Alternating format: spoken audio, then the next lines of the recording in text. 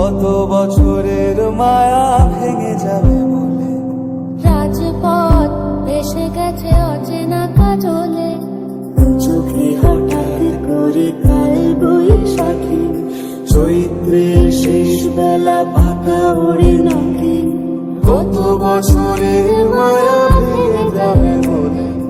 রাজপথ ভেসে গেছে অচেনা কাজলে। তুমিও ঝরে তাকে শুধু ভালোবেসো।